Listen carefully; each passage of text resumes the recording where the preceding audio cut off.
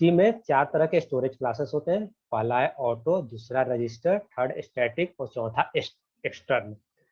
चारों का अलग अलग यूज है, चारों को कहाँ कौन सा स्टोरेज क्लास यूज होगा ये डिस्कशन होगा। पहला स्टोरेज क्लास ध्यान दीजिएगा, पहला स्टोरेज क्लास ऑटो है।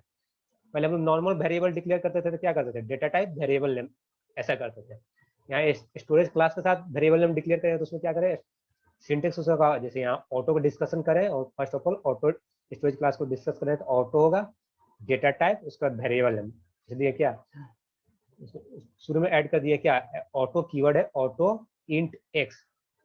तो पहला स्टोरेज क्लास ऑटो है तो इसको इस तरह से डिक्लेयर करेंगे, ऑटो इंट एक्स। इस काम क्या करता है ये ऑटो वेरिएबल जो है, क्या अगर कुछ कुछ प्रॉपर्टी है सारे स्टोरेज क्लासेस का। पहला जैसे ऑटो स्टोरेज क्लास का प्रॉपर्टी क्या है, यदि ऑटो वेरिएबल को हम लोग इनिशियलाइज नहीं करते हैं तो ये अपने आप डिफॉल्ट वैल्यू जो क्या था, गार्बेज वैल्यू कंटेंट करता है। जैसे नॉर्मल वेरिएबल को हम लोग डिक्लेयर करते थे तो क्या करते थे उसको अगर इनिशियलाइज नहीं करते थे तो ऑटोमेटिकली वो गार्बेज वैल्यू असाइन कर लेता है। उसी तरह ऑटो वेरिएबल भी क्या करता है, इसको इनिशियलाइज नहीं करेंगे तो गार्बेज वैल्यू असाइन कर लेता है डिफॉल्ट। सो और जनरली जितने भी लोकल वेरिएबल है by default all the local variables are auto variable. जितना भी हम लोग लोकल वेरिएबल तक पढ़ते हैं उसको बाय डिफॉल्ट वो ऑटो वेरिएबल ही होता है। जैसे नॉर्मल वेरिएबल जो जनरल वेरिएबल डिक्लेयर करते थे उसको अगर इनिशियलाइज नहीं करते थे तो वो गार्बेज वैल्यू कंटेंट करता है। उसी तरह ऑटो वेरिएबल भी अगर इनिशियलाइज नहीं करेंगे तो गार्बेज वैल्यू कंटेंट कर लेगा। और बाय डिफॉल्ट जितने भी लोकल वेरिएबल होते हैं वो ऑटो वेरिएबल ही होते हैं। तो और एक चीज थर्ड पॉइंट इसमें हमेशा ध्यान दीजिएगा, इसमें थर्ड पॉइंट जो है for every function call auto variable is recreated and री इनिशियलाइज। आप जितने बार किसी पर्टिकुलर फंक्शन को कॉल कीजिएगा ऑटो वेरिएबल फिर से क्रिएट होगा और फिर से इनिशियलाइज होगा। पुराना वैल्यू को ये रिटेन नहीं करेगा, पुराना वैल्यू को ये फॉरगेट कर देगा। मतलब प्रत्येक फंक्शन कॉल में ऑटो वेरिएबल करके क्या करेगा, अपने वैल्यू को फिर से रिक्रिएट करेगा और री इनिशियलाइज करेगा। और एक चीज और ध्यान दीजिए, the scope and life time of auto variable is with in the body. मतलब जिस बॉडी में या जिस पर्टिकुलर ब्लॉक में डिक्लेयर किया गया है वो उसका स्कोप उसी बॉडी के अंदर होगा, उसका बाहर ये विजिबल या विजिबल नहीं होगा। तो क्या the scope and life time of auto variable is with in the body. जिस बॉडी या जिस ब्लॉक के अंदर डिक्लेयर हो गया उसी के अंदर ही इसका स्कोप और लाइफ टाइम एग्जिस्ट करेगा। जितना भी मतलब जितना भी वेरिएबल लोकल वेरिएबल यूज करते हैं तो बाय डिफॉल्ट ऑटो वेरिएबल होता है। इसका एक एग्जांपल देखिए, एग्जांपल हम चारों का चारों पॉइंट जो दिए हैं इसको हमेशा नोट करके रखिएगा। पहला पॉइंट क्या था, auto variable is not initialise default it contains garbage. By default एक गार्बेज कंटेंट कर लेगा अगर इनिशियलाइज नहीं करते हैं। दूसरा पॉइंट है जितना भी लोकल वेरिएबल होता है वो ऑटो वेरिएबल ही होता है। थर्ड पॉइंट था आपका जितने बार भी हम for every function call auto variable is recreated and initialise. जितने बार हम किसी पर्टिकुलर फंक्शन को कॉल करेंगे ऑटो वेरिएबल हमेशा फिर से रिक्रिएट हो जाएगा और री इनिशियलाइज होगा। और इसका स्कोप क्या होता है, the scope and life time of auto variable is with in the body. सिर्फ ये बॉडी के अंदर ही एग्जिस्ट करे, बॉडी के बाहर इसका एग्जिस्टेंस नहीं रह पाता है। इस एग्जांपल से समझिए कैसे ऑटो वेरिएबल काम करता है। ये आपका मेन फंक्शन है, कंप्लीट प्रोग्राम नहीं लिखा हुआ है, बस सिंटेक्स समझाने के लिए आपको ये लिखा गया है। ये मेन है, मेन का ये ब्लॉक है। मेन ब्लॉक में हम क्या किए, एक टेस्ट फंक्शन है। टेस्ट फंक्शन को 3 टाइम्स कॉल किया है और टेस्ट फंक्शन डिफाइन कहाँ पर है, यहाँ पर है। टेस्ट फंक्शन डिफाइन किया है, कंप्लीट सी प्रोग्राम नहीं है, बस आपको सिंटेक्स समझाने के लिए ऐसा लिखा गया। इसमें डायरेक्ट रन नहीं करेगा, उनके बारे में कोशिश कीजिएगा। तो आपको इसमें जो भी होगा फॉर्मेलिटीज हेडर फाइल्स इंक्लूड करना होगा, इसके आगे जो अगर जो भी लगाना होगा मेन के आगे वॉइड वो सब जो होगा प्रोटोटाइप डिक्लेरेशन वो सब करना होगा। ये जस्ट सिंटेक्स हम बताने के लिए ऐसा किए। देखिए मेन के अंदर क्या किया, फर्स्ट बार टेस्ट को कॉल किए। टेस्ट को जैसे ही कॉल करेंगे कहाँ चला जाए कंट्रोल, जहाँ पर ये डिफाइन है। यहाँ पर डिफाइन है, डिफाइन इस टेस्ट फंक्शन में डिफाइन किया है 3 स्टेटमेंट है। Auto int x equal to 50, print percentage g x और x equal to x plus 10। अब ध्यान दीजिए, जैसे ही यहाँ से टेस्ट फंक्शन को कॉल आएगा, पहला बार कॉल आ रहा है तो क्या कर रहे हैं, auto int x equal to 50। इस तरह से जैसे ये लाइन फेच करेगा क्या होगा, एक ऑटो वेरिएबल एक्स डिक्लेयर होगा और डिक्लेरेशन के साथ साथ क्या यहाँ इनिशियलाइजेशन भी कर रहे हैं, जिसका नेम ऑटो वेरिएबल एक्स है और इनिशियलाइजेशन भी कर रहे हैं। इनिशियलाइज कितना से करें, 50 से। ये क्या हो जाएगा, इसका वैल्यू जो होगा 50 हो जाएगा। ये 50 से इनिशियलाइज होगा। फर्स्ट टाइम फंक्शन कॉल हुआ तो पहला स्टेटमेंट ये मिला 50। उसका क्या है, प्रिंट के परसेंटेज एक्स, एक्स का वैल्यू प्रिंट करें तो क्या प्रिंट करें, जो एक्स का वैल्यू है कितना वैल्यू है 50 है तो 50 प्रिंट कर रहे हैं। अगले स्टेटमेंट में क्या कर रहे हैं, x equal to x plus 10, मतलब x का वैल्यू 50 में 10 से इंक्रीज कर रहे हैं, 10 ऐड करें तो 50 से क्या हो जाएगा आपका, ये 50 से हो जाएगा, वैल्यू 50 से आपका 60 हो जाएगा। शुरू में 50 था, x प्लस 10 की वजह से 60 हो जाएगा।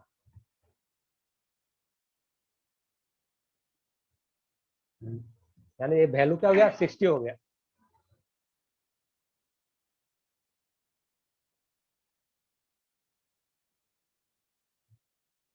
थर्ड स्टेटमेंट क्या कर रहा था, एक्स का वैल्यू 10 से इंक्रीज कर रहा था, 50 से 60 हो गया, इसका टेक्स्ट टेक्स्ट का एंडिंग यहाँ आ गया, कंट्रोल फिर वापस यहाँ चला जाए। इस तरह क्या पहले फंक्शन कॉल में क्या हुआ, ये फर्स्ट फंक्शन कॉल में क्या किया, एक बार 50 प्रिंट किया और 50 को वैल्यू को अपडेट कर दिया 60। अब यहाँ ध्यान दीजिए थर्ड पॉइंट में, और every function call auto variable recreated and री इनिशियलाइज, इसको हमेशा ध्यान में रखिएगा। उसके बाद दूसरी बार फिर टेस्ट को कॉल कर रहे हैं, टेस्ट फंक्शन को कॉल कर रहे हैं, तो फिर से क्या होगा, ऑटो वेरिएबल फिर से रिक्रिएटेड और रीइनिशियलाइज होगा, मतलब एक्स का वैल्यू फिर से यहाँ 50 हो जाएगा और ये 50 प्रिंट करेगा, एक्स का वैल्यू क्या होगा फिर से 50 इनिशियलाइज होते हैं, तो इस पूरा खत्म हो जाएगा, एक्स फिर से तो पूरा फॉरवर्ड कर जाइए, इसको पूरा भूल जाइए, फिर से नया रिक्रिएट होगा और रीइनिशियलाइज होगा, फिर से एक्स इक्वल टू 50 यहाँ पर रिक्रिएट होके रीइनिशियलाइज हो गया और फिर से एक्स 50 प्रिंट हुआ और एक्स का वैल्यू क्या किया, अपडेट करके 50 से 60 कर दिया, यही काम कर रहा है। दूसरी बार फिर से फ्रेश इनिशियलाइजेशन हुआ, उसके बाद क्या होगा, क्लोजिंग आया, फिर से यहाँ कंट्रोल जाएगा, फिर थर्ड टाइम तीसरी बार कॉल किया तो तीसरी बार फिर से क्या होगा, फिर से ये क्या होगा, रिक्रिएट होगा और री इनिशियलाइज होगा, पुराना वैल्यू को ये भूल जाएगा, कुछ नहीं इसके मेमोरी में रहेगा। फिर से क्या होगा, एक्स का वैल्यू 50 इनिशियलाइज हो गया और फिर क्या अगला स्टेटमेंट 50 प्रिंट किया गया, उसका क्या एक्स का वैल्यू 10 से इंक्रीज कर 50 से 60 हो, यही काम कर रहा है। इसलिए इसमें जितने बार कॉल कर रहे हैं क्या होगा, हर बार रिक्रिएट और री इनिशियलाइज हो, यही चीज ऑटो वेरिएबल हमेशा ये चीज ध्यान रखिएगा, in auto variable in every function call auto variable is recreated and reinitialise, ये ऑटो टाइप का था इसलिए क्या होता है, हर बार रिक्रिएट और री इनिशियलाइज होगा, जितने बार टेक्स्ट फंक्शन को कॉल किया तो उतने बार रिक्रिएट और री इनिशियलाइज होता, नहीं तो ऐसा नहीं होता तो क्या होता, यहाँ 50 से क्या हुआ था, वैल्यू 60 हो गया था, अगली बार इसको 60 प्रिंट कर लेंगे, ऐसा इस केस में नहीं होगा, ऑटो वेरिएबल केस में। कोई अदर स्टोरेज क्लास उसमें ऐसा होता है, बताएंगे क्या होता कैसे होता है उसमें। इसलिए क्या करें, हमेशा ध्यान ऑटो वेरिएबल, अगर ये ऑटो भी नहीं रहता तो बाय डिफॉल्ट अगर ऑटो को हटा भी दीजिए तो बाय डिफॉल्ट ये क्या होता है, ऑटो वेरिएबल ही आपका होता है बाय डिफॉल्ट, लोकल वेरिएबल्स, ये लोकल वेरिएबल है ना, क्योंकि टेस्ट के अंदर है लोकल वेरिएबल या ऑटो कीवर्ड नहीं भी लगाते तो बाय डिफॉल्ट ये ऑटो वेरिएबल ही होता है, जितना हम लोग यूज करते आ रहे थे लोकल वेरिएबल। इसलिए जितने बार फंक्शन कॉल करें उतने बार रिक्रिएट और री इनिशियलाइज होगा ऑटो वेरिएबल। ये पहला स्टोरेज क्लास ऑटो हो गया। दूसरा स्टोरेज क्लास ध्यान दीजिए रजिस्टर है। रजिस्टर करता क्या है, देखिए रजिस्टर स्टोरेज क्लास में सेम ऐसे सिंटेक्स क्या है, रजिस्टर कीवर्ड यूज करेंगे, डेटा टाइप वेरिएबल है, रजिस्टर इंटेक्स, पहले क्या करते थे इंटेक्स डिक्लेयर करते थे नॉर्मल, इसलिए रजिस्टर वेरिएबल डिक्लेयर करना होगा क्या होगा, उसके आगे कीवर्ड लगाना होगा रजिस्टर इंटेक्स। सो ध्यान दीजिए इसमें रजिस्टर में क्या अंतर है, रजिस्टर कीवर्ड इज क्या है, ये कमांड ने क्या करता है, सिर्फ कंपाइलर से रिक्वेस्ट करता है कि आप जो मेमोरी में रैम में मेमोरी एलोकेट करते थे, रैम में एलोकेट करने के बजाय आप रजिस्टर में एलोकेट कीजिए इस मेमोरी को। So the keyword register is not a command, it is just request to the compiler to allocate the memory in the register instead of RAM जो जिसमें मेन मेमोरी में जो एलोकेशन होता है उसके बजाय आप इसको रजिस्टर में एलोकेट की, वही बस इतना यही बोलता है ये रजिस्टर कीवर्ड लगाने से। लेकिन ध्यान दीजिए कोई जरूरी नहीं कि आप ये रिक्वेस्ट दीजिएगा तो आपका रजिस्टर में एलोकेशन हो ही जाएगा, ये डिपेंड करता है होगा कि नहीं होगा, किस पर डिपेंड करता है, if the free registers are available, मतलब रजिस्टर आपका फ्री है तो मेमोरी क्या होगा रजिस्टर में एलोकेट होगा, अगर रजिस्टर फ्री नहीं हो तो क्या होगा आपका मेन मेमोरी में ही एलोकेट होगा, क्योंकि रजिस्टर का मेमोरी बहुत कम होता है इसलिए कोई जरूरी नहीं कि वो फ्री ही आपको।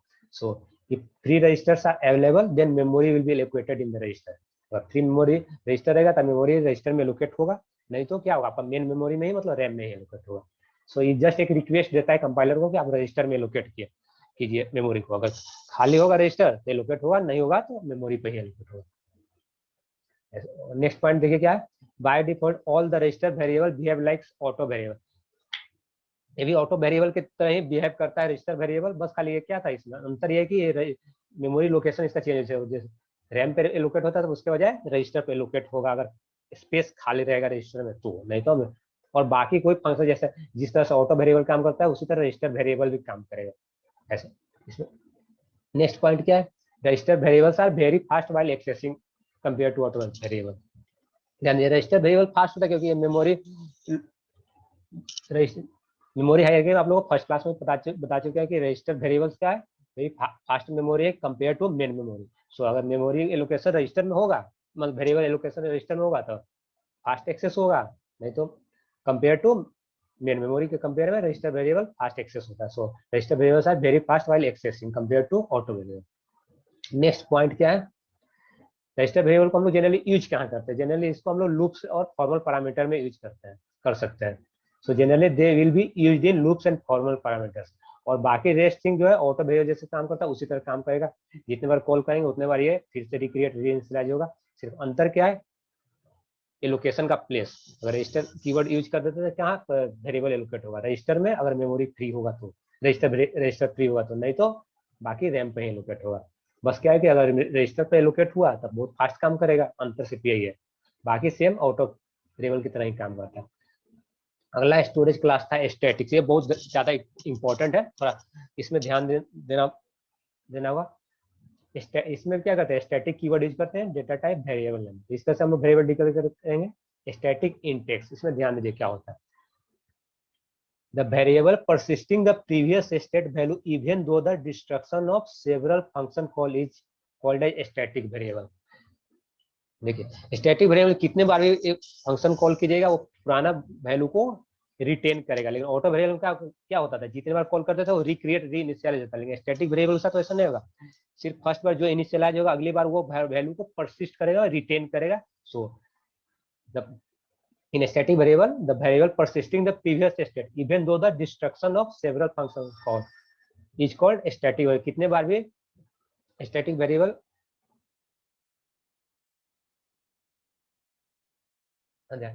कितने बार फंक्शन कॉल कीजिए वो पुराना वैल्यू को रिटेन करेगा। और ध्यान ऑटो वेरिएबल को इनिशियलाइज नहीं करते थे, गार्बेज वैल्यू कंटेन करता था, लेकिन यहाँ static variable if it is not initialise default it contains zero. अगर बाय गलती से आप स्टैटिक वेरिएबल को इनिशियलाइज नहीं करते हैं तो ये बाय डिफॉल्ट जीरो से इनिशियलाइज हो जाएगा automatically. So static variable automatically zero से इनिशियलाइज हो जाता है, लेकिन ऑटो वेरिएबल ऑटोमेटिकली इनिशियलाइज नहीं होता था, वो गार्बेज वैल्यू कंटेन कर लेता था। और थर्ड पॉइंट देखिए हमेशा important है, static variable will be created only once and memory will be allocated once at the compile। static variable का सिर्फ एक बार एलोकेट मेमोरी एलोकेट होता है, कब होता है, कंपाइल टाइम पे एलोकेट होता है, बार बार ये मेमोरी को एलोकेट नहीं करता है, सिर्फ एक ही बार में एलोकेट करता है जब कंपाइल करता है। चौथा पॉइंट क्या है, it has local scope and life time will be ended after completion. मतलब इसका स्कोप लोकल होता है, लेकिन एग्जिस्ट क्या करता है, जब तक प्रोग्राम में एग्जिस्ट करेगा तब तक इसका वैल्यू एग्जिस्ट करता है। मतलब एक्सेस क्या हुआ, वैल्यू को तो कंटेन करता है लोकली, मतलब जिस ब्लॉक में डिक्लेयर किया उसी में रहेगा, लेकिन एग्जिस्ट करेगा उस ब्लॉक से बाहर निकल जाएगा और फिर ब्लॉक में वापस आइएगा, फिर ये वैल्यू एग्जिस्ट करता है। सो इस पॉइंट को ध्यान में रखिएगा। इससे देखिए इस एग्जांपल से ज्यादा समझ में आएगा। सेम एग्जांपल लिए जो ऑटो में लिए थे उसी तरह स्टैटिक में लिए, सिर्फ ऑटो के जहाँ स्टैटिक कीवर्ड यूज किए। इस बार भी क्या किए, टेस्ट फंक्शन को 3 बार कॉल किए। ध्यान दीजिएगा पहली बार टेस्ट फंक्शन को कॉल कर रहे हैं तो क्या होगा, ध्यान दीजिए स्टैटिक वेरिएबल क्या करता था, इस पॉइंट को क्या था, static variable will created only once and memory will be allocated once at the compile time. एक ही बार में एलोकेट होता है फर्स्ट है। अब क्या होगा, ये एक मेमोरी ब्लॉक इस तरह से असाइन होगा इसके लिए, इसका नेम क्या दिए, एक्स वेरिएबल का नेम एक्स दे दिए। फर्स्ट बार जैसे टेस्ट को कॉल करेंगे कितना वैल्यू से इनिशियलाइज होगा, एक्स इक्वल टू 50, तो यहाँ पर ये आपका 50 हो जाएगा। ध्यान दीजिएगा अगली बार क्या प्रिंट करेगा, प्रिंट है परसेंटेज एक्स, एक्स का वैल्यू प्रिंट करेगा, एक्स का वैल्यू कितना है 50 है तो 50 को प्रिंट कर दिया, कोई इशू नहीं है। नेक्स्ट टाइम देखिए x equal to x plus 10 की वजह से क्या हुआ, 50 से ये 60 हो गया, और इसके बाद क्या है क्लोज हो गया, उसके बाद फिर से वापस आ गया। अगली बार फिर से टेस्ट को कॉल करें, अब ध्यान दीजिए अगली बार टेस्ट को कॉल करें तो फिर यहाँ से कंट्रोल वापस आएगा। अब ये स्टेटमेंट एग्जीक्यूट नहीं होगा क्योंकि स्टैटिक वेरिएबल क्या, static variable be created only once, एक बार ही क्रिएट होता है, दोबारा क्रिएट नहीं होगा। क्या होगा, इसको स्किप करें, अगले लाइन में क्या होगा, प्रिंट परसेंटेज एक्स, एक्स का वैल्यू ध्यान दीजिए कितना है, अभी करंट वैल्यू 60 हो चुका है, अगली बार क्या होगा 60 प्रिंट करेगा। और अगला स्टेटमेंट क्या है, x equal to x plus 10, मतलब 60 से ये वैल्यू कितना हो गया 70 हो गया एक्स का वैल्यू, मतलब ये पुराना वैल्यू को परसिस्ट कर रहा है स्टैटिक में, ऑटो में क्या होता है फॉरगेट हो गया, लेकिन स्टैटिक में परसिस्ट कर रहा है। फिर इसके बाद कंट्रोल वापस आया, फिर थर्ड टाइम जब टेस्ट को कॉल करे तो फिर से क्या होगा, ये स्टेटमेंट एक ही बार होता है, दोबारा रन नहीं करेगा, इसमें कंपाइल टाइम में हो जाता है। नेक्स्ट क्या होगा, अगला बार फिर से प्रिंट है परसेंटेज एक्स, एक्स का वैल्यू प्रिंट करना है, कितना प्रिंट होगा 70 प्रिंट हो गया। और फिर काम क्या करें, x equal to x plus 10, 70 से क्या हो गया, ये वैल्यू 80 हो गया। ये ध्यान दीजिए क्या वैल्यू 80 हो गया, और एक क्लोजिंग आया तो वापस यहाँ आ गया। इस तरह से क्या होगा, हर बार ये पुराना वैल्यू को रिटेन कर रहा था, लेकिन कहाँ रिटेन कर रहा है, लोकल में यहाँ पर रिटेन कर रहा है, पुराना वैल्यू को फॉरगेट नहीं कर रहा है। इसलिए ध्यान दीजिए स्टैटिक वेरिएबल में क्या होगा, पुराना वैल्यू एग्जिस्ट करेगा, लेकिन ऑटो वेरिएबल में क्या हुआ था, ध्यान इसमें हर बार ऑटो जब डिक्लेयर किया तो क्या होता है, रिक्रिएटेड और री इनिशियलाइज हो रहा था, लेकिन स्टैटिक के केस में ऐसा कुछ नहीं होगा, पुराना वैल्यू को ही एग्जिस्ट रिटेन करेगा। इसलिए सारे पॉइंट हमेशा ध्यान में रखिएगा। Static variable will be created only once and memory will be allocated once at the compile time. और फिर ये पॉइंट क्या था, the variable persisting the previous state value even though the destruction of separable function call. बारह देखिए function पहला बार function call किए थे, उसका क्या क्लोज हो गया था, मतलब फर्स्ट बार डिस्ट्रक्ट हो गया था, फिर भी ये वैल्यू को परसिस्ट किया था, रिटेन किया था, दूसरी बार कॉल किया तो क्या हुआ, पुराना वैल्यू को कोई एक्सेस किया, थर्ड बार किया तो क्या जो पुराना वैल्यू को परसिस्ट किया और एक्सेस किया। सो स्टैटिक वेरिएबल में क्या होगा, पुराना वैल्यू को रिटेन करेगा, लेकिन ऑटो में रिटेन नहीं करेगा। फोर्थ स्टोरेज क्लास क्या था आपका, एक्सटर्न। एक्सटर्न स्टोरेज क्या इसका सिंटेक्स क्या है, एक्सटर्न कीवर्ड यूज करेंगे, डेटा टाइप, उसके बाद वेरिएबल नेम। इस तरह का एक्सटर्न डेटा टाइप इंट लिए, एक्स इस तरह से डिक्लेयर किया। ध्यान दीजिए इसमें अंतर क्या है, extern variable by default they behave like एक ग्लोबल। एक्सटर्न वेरिएबल जो भी होता है एक ग्लोबल वेरिएबल की तरह काम करता है। और ध्यान दीजिए यहाँ पे देखिए, no memory allocated for extern variable, they make use of memory of outside variable. इसमें क्या होता है, बार बार memory, no memory allocated for the extern variable, example समझ में आएगा, and they make use of memory of outside variable. Extern variable declare करेंगे तो अलग से कोई मेमोरी एलोकेट नहीं होगा, वो जो उस वेरिएबल का जो मेमोरी एलोकेट होगा उसी को ये यूज करेगा। और ध्यान दीजिए एक ग्लोबल वेरिएबल है, इसलिए क्या हुआ, दिस वेरिएबल है scope and life time throughout the program. किसी पर्टिकुलर ब्लॉक में ये सिर्फ एग्जिस्ट नहीं करेगा, पूरा पूरा होल प्रोग्राम में एग्जिस्ट करेगा, क्योंकि ये ग्लोबल है, इसलिए पूरा का पूरा complete file means complete program में ही में एक्सटर्न वेरिएबल का वैल्यू एग्जिस्ट करेगा। अगर if it is not initialise default it contains 0। सो एक पॉइंट और है, एक्सटर्न वेरिएबल को अगर हम लोग इनिशियलाइज नहीं करते हैं तो बाय डिफॉल्ट ये क्या 0 से इनिशियलाइज होगा। इस चारों स्टोरेज क्लास में क्या आता है, ध्यान दीजिए पहला ऑटो और रजिस्टर को हम लोग अगर इनिशियलाइज नहीं करते हैं तो ये डिफॉल्ट गार्बेज वैल्यू कंटेंट कर लेता है, लेकिन स्टैटिक और एक्सटर्न को इनिशियलाइज नहीं करते हैं तो बाय डिफॉल्ट ये 0 से इनिशियलाइज हो जाएगा। एक्सटर्न वेरिएबल का एग्जांपल देखिए, ये आप एक प्रोग्राम दिया है, क्या किए हैं इसमें, एक्सटर्नल वेरिएबल यहाँ पर है इंट ए इक्वल टू 50। इसको ग्लोबल वेरिएबल भी कर सकते हैं या एक्सटर्नल वेरिएबल क्या हो, आउटसाइड मेन है, मतलब सारे फंक्शन के बाद आपका ये मेन है, मेन के अंदर देखिए स्टेटमेंट है। अब एक से ध्यान दिए यहाँ पे क्या है, यहाँ पर ए को डिक्लेयर किया और असाइन किया ए इक्वल टू 50। इस तरह से एक ये ब्लॉक असाइन होगा, उसका नेम क्या है ए है और वैल्यू कितना है 50, इसमें असाइन हो गया, 50 असाइन हो गया। यहाँ पर तो क्या हुआ है, मेमोरी एलोकेशन भी होगा और असाइनमेंट दोनों हो गया 50 से। उसका देखिए मेन के अंदर क्या करें, एक्सटर्न इंट पे इस लाइन को जैसी फेच करेगा तो ये क्या करे, अलग से कोई मेमोरी एलोकेशन यहाँ पर नहीं होगा, ये क्या करे इसी को रेफर करेगा, इसी को एक्सेस करेगा। एक्सटर्न मतलब एक्सटर्न में कहीं ये डिक्लेयर है, एक्सटर्न इंट है, इसी ए को ये एक्सेस करेगा, जब भी इसी को रेफर कर देगा, यहाँ पर कोई अलग से मेमोरी एलोकेशन इसके लिए नहीं होगा एक्सटर्न इंट के लिए। अगर सिर्फ इंट करते थे क्या हुआ था, एक अलग से मेमोरी एलोकेट होता था लोकली, लेकिन यहाँ एक्सटर्न कर दिया मतलब इसको रेफर कर रहा है, अलग से मेमोरी एलोकेट नहीं होगा। अब यहाँ पर प्रिंट करेंगे तो क्या होगा, प्रिंट परसेंटेज ए का वैल्यू प्रिंट करेगा, ए का वैल्यू कहाँ पर है, यहाँ से प्रिंट करेगा 50, ये उठा लेगा, यहाँ पर 50 प्रिंट हो गया। और ध्यान ए इक्वल टू 100 करे तो यहाँ पर कोई मेमोरी एलोकेशन नहीं होगा, जस्ट इस एक्सटर्नल वेरिएबल को रेफर कर रहा है। सो अगर ए इक्वल टू 100 कर रहे हैं तो ये एक्सटर्नल वेरिएबल को ही चेंज करेगा, एक्सटर्नल वेरिएबल 50 से क्या करेगा वैल्यू 100 कर देगा, और फिर क्या प्रिंट किया है तो 100 को प्रिंट कर रहा है। इस तरह से क्या हुआ है, यहाँ से अलग से कोई इसके लिए मेमोरी एलोकेशन, यहाँ एक्सटर्न इंट ए के लिए कोई अलग से मेमोरी एलोकेशन नहीं होगा। एक्सटर्न इंट ए लिखने से क्या होगा, एक्सटर्नल वेरिएबल को रेफर कर देगा।